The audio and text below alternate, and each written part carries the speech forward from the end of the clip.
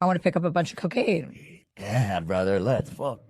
And I was like, oh, I'm like, Harlem sounds fun. Like I was never allowed to go to Harlem growing up, and I'd go in the city, I'd go to like clubs in the Limelight. I never went to Harlem. That was supposed to be really dangerous.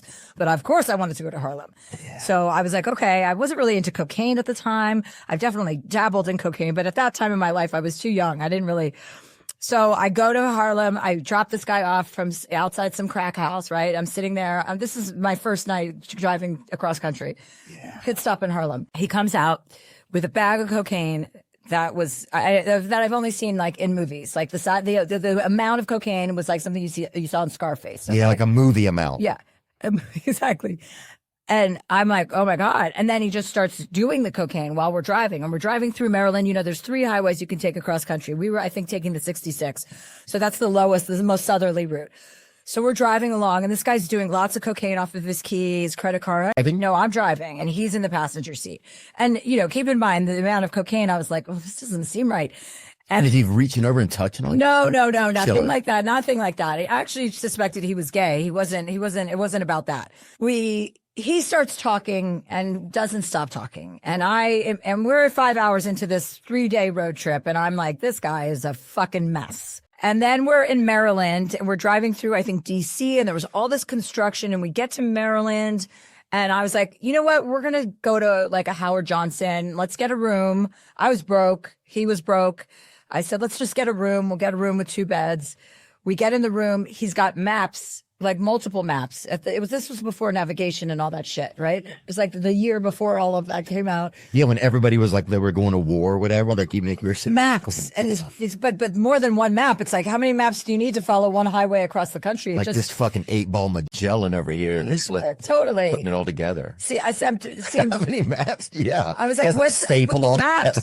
And then I was like, and he was like pointing out national parks that we could go to. He's like, we could go here. And I was like, hey, listen, Miracle Ear, we're not fucking on vacation. I'm trying to get to California to become a celebrity. I don't have time for your fucking Yellowstone National Park. We're not going there. Like, we're not retiring. We're not a couple.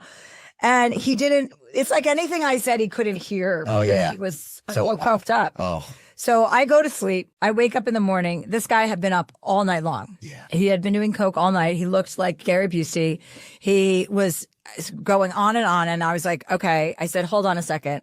His bag was still in the car because he didn't even bring it inside because he wasn't going to sleep. I said, hold on. I'll be right back. I went to the parking lot. I took his suitcase out of my car, put it down in the parking lot, and got in the car and drove away, and drove across country by myself and left him in Maryland. And the next thing I heard was that he had to take a taxi from Maryland to New Jersey for 5 hours. And then, of course, I called my brother to thank him for his great judgment and for being such an overprotective brother. Yeah. Yeah. To set somebody up with somebody like that, that's all geeked out, dude. I would have been fucking eating my own teeth, man. Yeah. So it's really annoying to be around someone who's on cocaine when you're not on cocaine. Yeah. And then in Amarillo, Texas, I got pulled over by a state trooper who had a German Shepherd with him, one of those drug dogs.